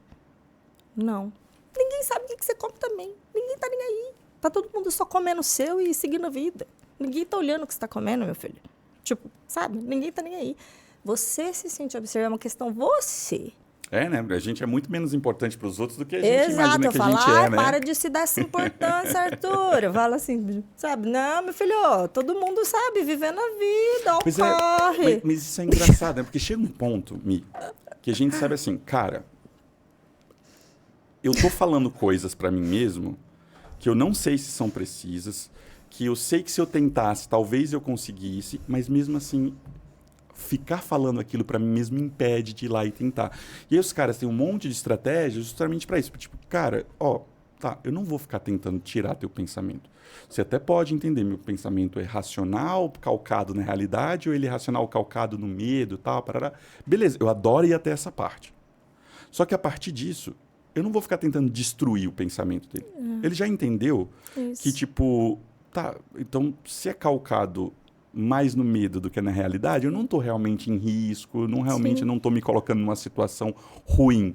Então, o que eu preciso é conseguir... Enfrentar. Exatamente, eu ia usar exatamente esse termo. É habilidade, resposta de enfrentamento. E aí uma das formas que eles aumentam a probabilidade de enfrentamento é diminuindo Esse ruído. a força dessas regras, dessas autorregras. E aí eles têm um monte de coisa, tipo, tem um monte de, tipo, desde o tipo, tem uma que eu realmente tenho dificuldade de usar, essa eu não gosto muito de usar, que eles usam muito nos Estados Unidos, por algum motivo com eles funciona lá bastante, que é tipo ficar fazendo vozinhas engraçadas com a própria regra, tal, parará. Para diminuir aquilo. Para diminuir o poder evocativo, né? o poder de controle sobre o meu próprio comportamento. Mas tem outros que é começar a ver aquilo em terceira pessoa, começar a observar aquilo. Quando você vê em terceira pessoa, é exato, você está se afastando dela. Tem outras estratégias que são bem do tipo de quase exposição mesmo. Você vai, tipo, do lado da pessoa, vai dizer, nós vamos fazer o seguinte, hoje nós vamos fazer uma coisa, tal, parará, parará, e você vai fazer isso, e eu vou fingir que eu sou os seus pensamentos. Eu vou ficar aqui do teu lado. Que pensamento viria se tu fosse ali comigo, tal, pá? Aí o cara, não, acho que eu viria tal pensamento. Então eu vou lá. Você pode começar de uma coisa mais fácil, olha só, como uma exposição gradual mesmo, e eu vou ficar fingindo que eu sou teu pensamento. Você não consegue, você não consegue, você não vai conseguir, você não vai conseguir, não vai. E vai lá na constatação, é melhor você nem tentar, é melhor você nem tentar. A ideia é você ficar fazendo isso com uma situação que você sabe que o cara vai conseguir, para você ir enfraquecendo esse controle. De novo, você está botando em terceira pessoa. Imagina da próxima vez que ele for passar por isso, ele vai imaginar o terapeuta dele falando isso para ele. Talvez ele até ria dessa situação. Ele comece a achar meio ridículo o terapeuta, tipo lá, não vai, consegue não. Na hora que você começa a fazer isso, o poder daquela regra parece que é bagunçado. De repente, parece que ela não tem tanto poder evocativo de evocar as respostas de esquiva, de evitação e tal. E aumenta a chance de um repertório de enfrentamento. De novo, isso tudo tem que ser trabalhado de forma muito gradual. Isso tem que ser em prol de que a pessoa está se direcionando para os seus valores. Eu não preciso ficar trabalhando enfrentamento com coisa que não tem nada a ver. Tipo, não, eu vou te ensinar a fazer um enfrentamento aqui de tal tipo. Mas, cara, isso não tem nada a ver. Tipo, sei lá, tipo... ir num show de stand-up e contar piada para todo mundo. Isso não tem nada a ver com as coisas que eu almejo na minha vida. Para que você vai fazer isso comigo? Então, sempre levando em consideração o que é importante para a pessoa. É ensinar ela a enfrentar situações difíceis, porque aquilo está levando ela na direção que é importante, valorosa para ela. É isso. Eu não preciso enfrentar tudo. Sim. Não preciso. Tipo, você vai me chamar, tipo, Matheus, vamos escalar uma montanha ali. Eu não tenho vontade. Não. Matheus, mas vem para você enfrentar. Eu não tenho essa vontade. Não faz sentido, eu não quero. Eu vou gastar uma energia do caramba, vou passar um medo do caramba por um negócio que eu não tenho vontade. Eu não. Por um negócio que não vai me levar ali na direção que vai ampliar a minha vida, que vai transformar a minha vida numa coisa mais valorosa. Eu não, pra quê? Eu não preciso enfrentar tudo. Não mesmo. Na ACT tem também, assim, tipo, um protocolo com tem começo, meio, fim, tem. com os objetivos... Não é tão estruturado. Eu acho que é menos estruturado. Eu acho não. É menos estruturado, mas tem os protocolos. Eu é que fujo muito dos protocolos. Tá. Eu fujo bastante dos protocolos. O que eu vejo? Geralmente, quando eu estou, por exemplo, eu trabalho muito com habilidades sociais. Então, quando eu estou ensinando habilidades sociais, eu começo a ver que o treino de habilidades sociais, ou aprender as habilidades sociais, estão com algum problema, eu começo a ver agora num nível mais molecular da coisa. Eu começo a ver, por exemplo, assim, será que está faltando autoobservação? E essa autoobservação, será que pode vir por causa de uma dificuldade de aceitação? Aí, opa! Aí eu já incluo a aceitação no treino de habilidades sociais. Ou então, do tipo isso, né? Tipo, pô, o cara tá aqui, a gente trabalhou, mas ele fica inventando um monte de desculpa porque que ele não devia ir lá e tal. Será que quando ele vai lá, ele tá muito fusionado com essas regras sobre fracasso, sobre o que as outras pessoas podem pensar, sobre qualquer... Então, eu preciso adicionar aqui no meu treino de habilidades sociais isso. Eu acabo colocando eles como se fossem para derrubar barreiras dos trabalhos mais amplos que eu estou fazendo, vamos dizer assim. Mas existem protocolos totalmente voltados para os objetivos da ACT. Tá. E, de uma maneira geral, eu não sei o quanto é necessário com todo mundo trabalhar deles. Por exemplo, você acabou de dizer assim, Matheus, sabe, tipo... Eu às vezes penso essas coisas, mas isso não me controla muito. Eu não precisaria te colocar num protocolo completo trabalhando desfusão contigo, talvez. Não, pelo menos, para a opinião das pessoas. Porque isso não te controla. Você consegue reconhecer que às vezes existem opiniões positivas e às vezes existem opiniões negativas. Você não sente tanto, mas você pode, às vezes, até se incomodar com uma opinião negativa. Sim. Mas isso não te controla a sim. ponto de você deixar de fazer coisas que eram importantes para você. Então, neste ponto, eu não precisaria, por exemplo, trabalhar a desfusão com você. Para que eu vou te botar num protocolo de trabalho de desfusão, pelo menos em relação à opinião das pessoas, se isso não é importante para ti? Mas existem. Só que eles são muito mais voltados para... São protocolos de atividades. Então, você pode encontrar, se for entrar, por exemplo, na Amazon, você vai encontrar um montão de... Tem coisa boa e tem coisa ruim, viu? Tem coisa boa e tem coisa ruim. Eu andei comprando um montão de livros, tem uns que são bem, tipo, nossa, que coisa tosca. É mesmo? Tem. Por exemplo, livro de habilidades ACT para crianças. Aí você vai lá, compra, nossa, legal. Você fica olhando para aquilo e fala, nossa, que coisa boba, sabe? Tipo, isso aqui não consigo imaginar com quem que eu vou aplicar isso daqui. Entendi. Tem um outro, putz, eu preciso... Depois eu te passo ali a foto de um que eu comprei, esse eu adorei. Ele tem um capítulo especial para ACT com pessoas com TEA. Porque ele vai trabalhar algumas questões especiais, como, por exemplo... Olha, talvez a necessidade de uma maior concretude. Olha, aqui a aceitação como uma das primeiras coisas para trabalhar o próprio diagnóstico dentro de uma perspectiva de aceitação. Olha aqui a gente tendo que trabalhar talvez também com uma pessoa que tem uma tendência maior à inflexibilidade. Então, aqui um ponto especial para isso. Porque a inflexibilidade é muito comum, por exemplo. Então, das coisas da inflexibilidade é, por exemplo, eu ter regras rígidas e ficar muito preso às próprias regras que eu gero.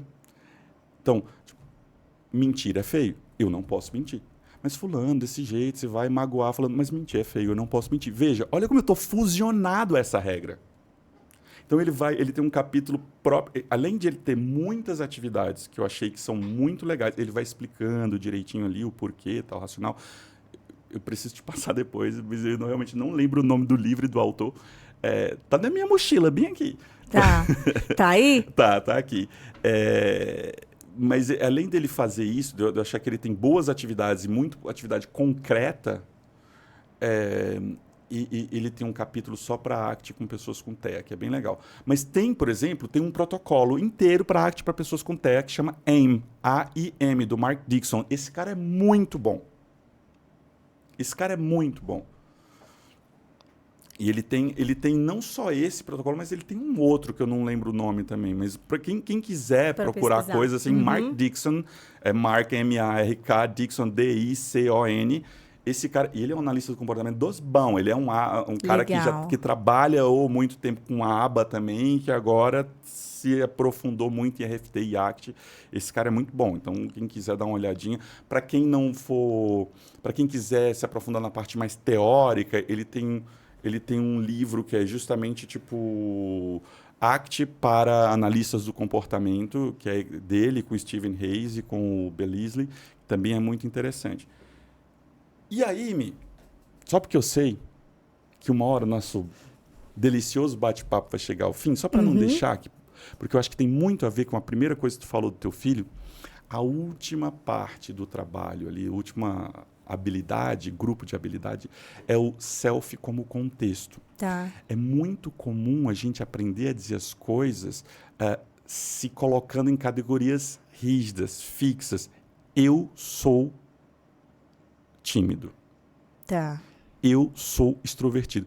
E é engraçado porque, de certa forma, a gente aprende a se enquadrar assim e, ao mesmo tempo, na hora que a gente se enquadra verbalmente, a gente passa a agir de forma, parece, Dessa forma. que a ficar dentro dali, dentro daquele enquadramento. Se afastar da forma que a gente se enquadra, às vezes causa ali uma discrepância, dissonância cognitiva, se chamaria na TCC, por exemplo, que incomoda, e a gente vai tentando agora se adequar ao próprio rótulo que a gente deu pra gente.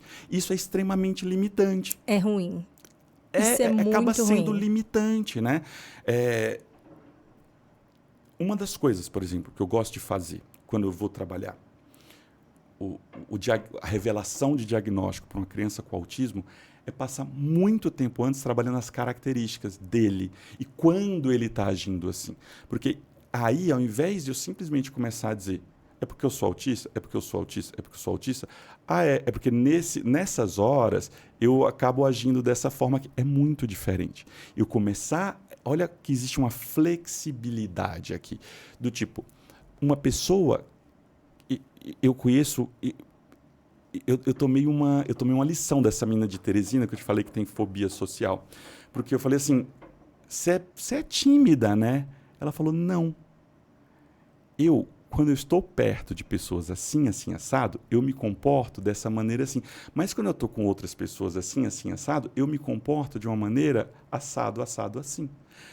Olha que ela pegou a noção de self rígida que eu estava trazendo para ela e me trouxe a noção flexível de self dela. Quer dizer, então, ao invés de eu te dizer do tipo, eu sou uma pessoa muito impaciente, peguei uma característica que as pessoas atribuem a mim, tá? Elas não falam impaciente, é porque eu sou do Piauí, eu sou muito agoniado. As pessoas me chamam de agoniado. Tá? Então, eu sou uma pessoa muito agoniada e, cara, é muito comum a gente começar a vestir essa carapuça. Mas o fato é, eu sou uma pessoa muito agoniada ou é melhor descrever do tipo, em tais situações eu tendo a sentir assim e agir assado. É muito melhor, talvez, eu conseguir fazer aí é o frame deídico. O eu, você, eu sou. Eu estou falando, então, não é que eu estou falando sobre a minha perspectiva, mas eu estou falando sobre um momento no tempo e no espaço. Eu não estou falando o eu geral. Por exemplo, eu estou sendo agoniado? Não. Olha só. Mas, por outro lado, eu me descrevo como agoniado. Meus pacientes tendem a não me achar agoniado. Olha o que eu posso dizer. Eu jamais diria isso. Olha só. Mas você está vendo como isso é interessante? O introvertido, o tímido, provavelmente ele não é introvertido e tímido o tempo todo. Sim. Também. Então, é muito mais preciso aprender a descrever suas ações num contexto, do momento, do tempo, do que descrever como eu sou assim. Então, por exemplo, meu pai é muito inflexível. Tá. Quando eu falei sobre tal assunto, meu pai se comportou de uma forma bem flexível. É completamente diferente. Isso, quando eu falo isso daí, quando eu contextualizo, eu começo agora não apenas a entender muito melhor meu funcionamento, mas a fazer com que essa autodescrição não me controle tanto. Porque se eu sou tímido, eu vou para a festa, eu não posso conversar com as pessoas. Mas se eu tendo a ficar tímido quando eu estou em uma situação que eu não conheço ninguém, é diferente porque eu posso estar numa festa e conhecer uma pessoa e aquilo não me coloca naquele rótulo preso, fixo. Ou seja, a forma que a gente fala, self como contexto, é aprender a falar de nós mesmos a partir de uma tomada de perspectiva. Tomada de perspectiva do eu, não é necessariamente como eu sou, é como eu me vejo, e do espaço-tempo, é como eu agi naquela situação, e não necessariamente quem eu sou 100% do tempo. Tem uma pesquisa, inclusive, que é interessante, que não é do pessoal da ACT, mas que mostra, tipo, pegava a galera lá e foram divididos em tímido versus extrovertidos. E começaram a ver que ninguém preenchia. Primeiro, ninguém preenchia todas as características do tímido, ninguém preenchia. E que todos os tímidos eram extrovertidos em algumas situações e que todos os extrovertidos eram tímidos em outras situações. Olha só, a noção de self flexível é muito importante. Porque senão a gente vai se limitando pelos rótulos que a gente vai se dando. E, principalmente, a gente, enquanto pais e cuidadores, esse tipo de rótulo que a gente coloca nas crianças, nos adolescentes, porque eles incorporam esse tipo de, né, sei lá, de personalidade, de característica, e se limitam a esse tipo de comportamento. Exato. Né? Então, a gente faz, eu, enquanto mãe, faço isso bastante. Faço, depois me corrijo, depois faço, peço desculpa de novo, me corrijo de novo. Né? E olha como isso pode gerar sofrimento. Olha só. Eu sou bom. E não é nem só da limitação que eu falei aqui do tímido, tá?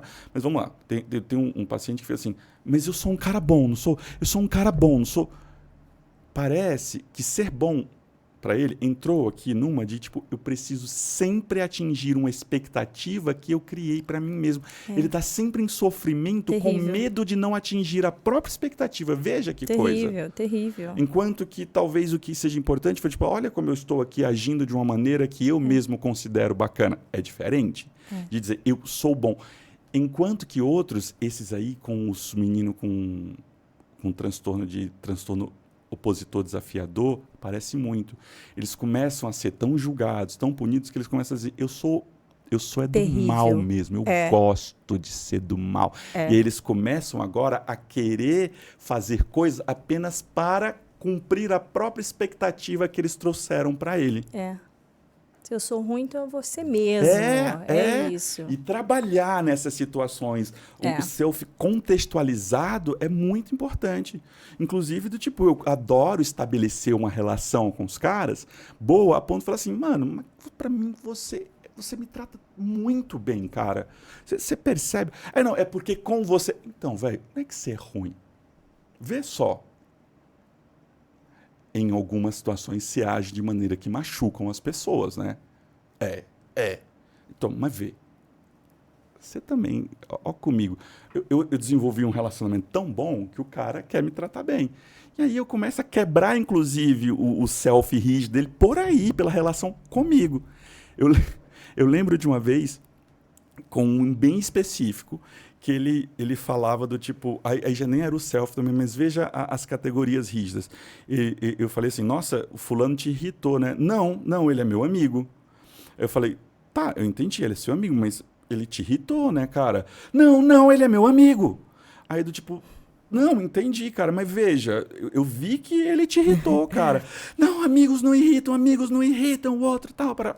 Isso já também traz uma noção de self. Quer dizer, se eu sou teu amigo, eu nunca posso te irritar. Olha como isso vai ser um problema. Olha essa rigidez no self. E é comum que pessoas com TEA tenham mais propensão a isso, né?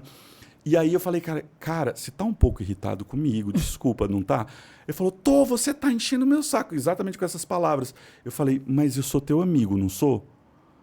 Aí bugou. Velho, o moleque parou e começou a rir. Assim, meu Deus, eu entendi agora o que você está dizendo.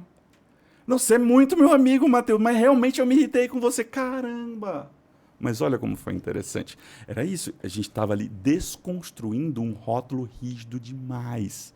Então, eu sou teu amigo porque boa parte do tempo que a gente está junto, a gente faz coisas legais juntas. Mas eu sou teu amigo que também vai te irritar de vez em quando. Quer dizer... Eu não sou o amigo, não é uma categoria rígida. Não, coisa estanque, né? Exatamente. Eu, às vezes, acabo agindo de forma que te irrita e muitas vezes eu ajo de forma que te agrada. Esse sou eu. Não o chato ou o legal. É flutuante, é fluido. Totalmente fluido. E se perceber fluido, é muito libertador. Porque você deixa de se cobrar para atingir uma expectativa que você mesmo estabeleceu. Isso que é engraçado, que você mesmo muitas vezes estabelece para você.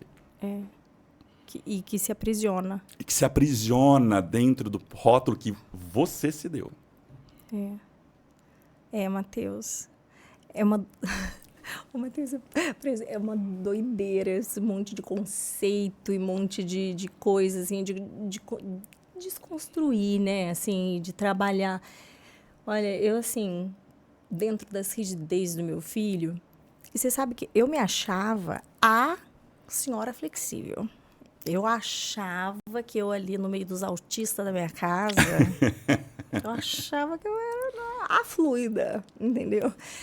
Depois eu fui entendendo que eu também não, assim, que eu tinha minhas regras de fluidez, entendeu? Que eu queria também entubar na rigidez deles, entendeu? Mas assim. Olha que engraçado isso, né?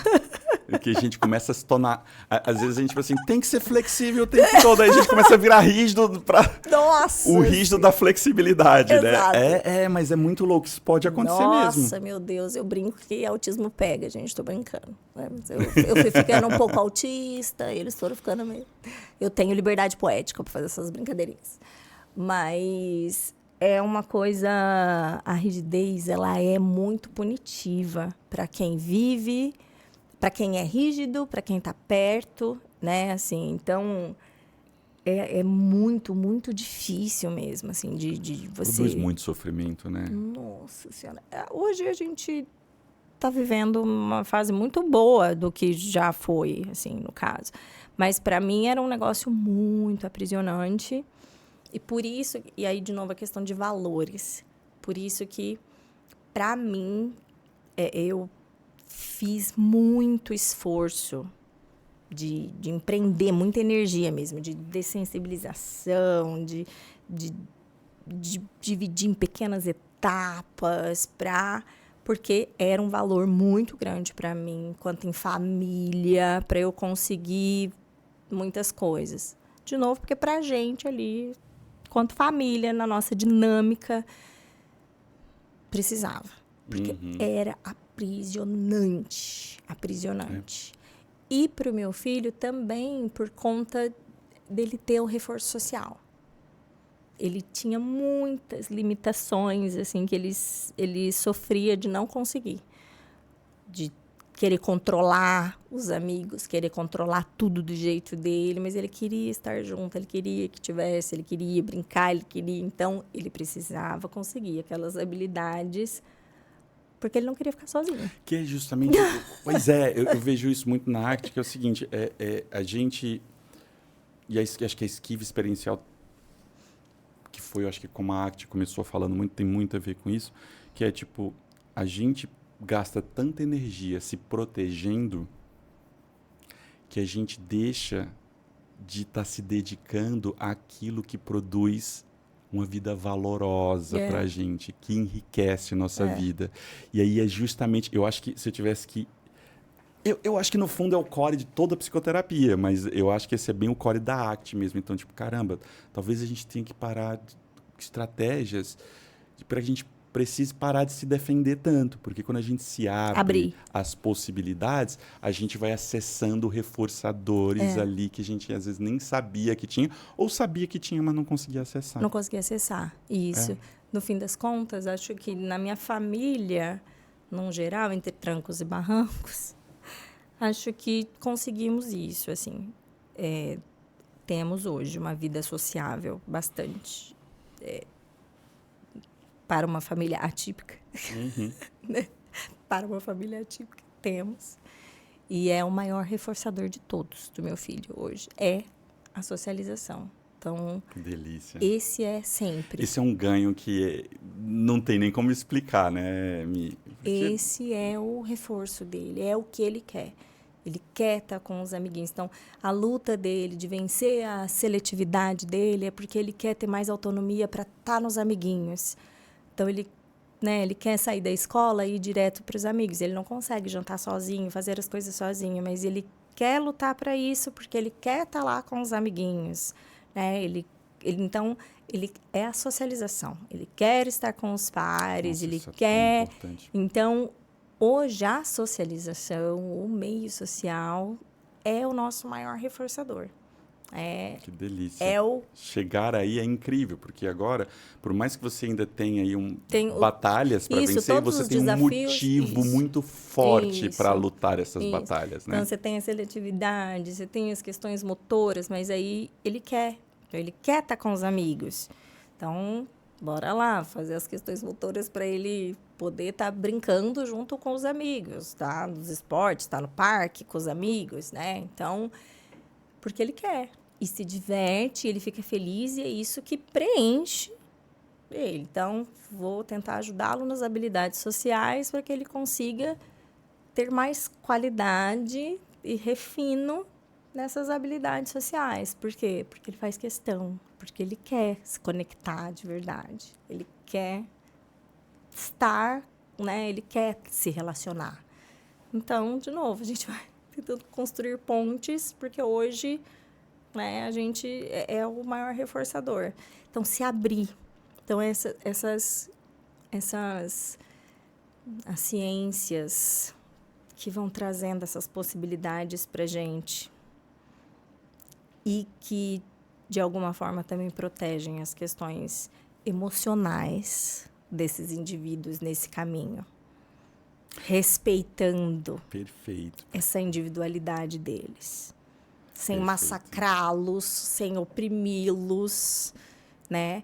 Respeitando quanto indivíduos, validando. Tudo bem, você é diferente, com as suas individualidades, né? E você tem o seu valor sendo assim. E vamos aproveitar do seu potencial, né? Então, eu acho que a gente tem que cada vez mais falar dessas abordagens que validam Perfeito. essas diferenças. Que Perfeito. validam essas falas, que param para escutar os neurodivergentes, que não banalizam o que eles têm para dizer. Perfeito, Mi. Matheus, foi um prazer conversar com você. Agradecer mais uma vez de você estar aqui. Eu vou já buscar validação aqui. Você gostou mesmo? Eu amei. Eu amei esse nosso bate-papo. Acho bastante profundo, me abriu um monte. Obrigada pela sessão de terapia, Matheus. Ai, meu Deus do céu.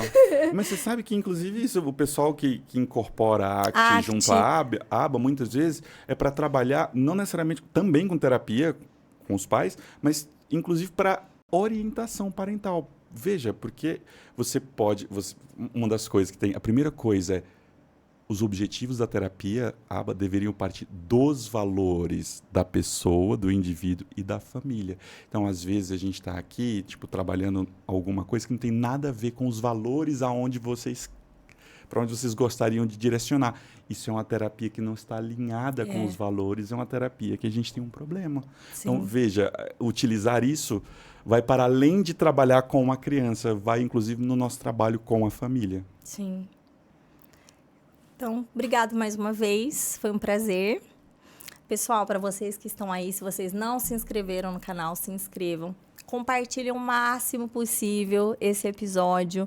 Mandem aí para os estudantes de psicologia, para os profissionais, para quem estiver aí acompanhando a meninada de vocês, para os autistas que vocês conhecerem, né? Para as famílias que têm autistas adultos, para vocês que estão aí pesquisando seu próprio diagnóstico. Aqui tem muitos autistas que acompanham aqui, sabia? Que legal. Estão tentando também se entender nessa fase de diagnóstico. Eu vou falar principalmente para eles. Comentar, mandar recadinho. Comentários para ver se alguma coisa que fez sentido, na sua vida. Do que está passando, exato, né? Olha, isso daqui parece fazer sentido com alguma coisa que eu vivo ou já vivi e tal, parará. Que essa troca pra gente, né? É tão importante, né, Matheus? Eu preciso muito disso para tomada de perspectiva. Esse feedback pra gente, porque isso aqui só enriquece pra gente, né? Deixem seus comentários aí pra gente, tá? E até o próximo episódio. Um beijo, gente. Tchau, tchau.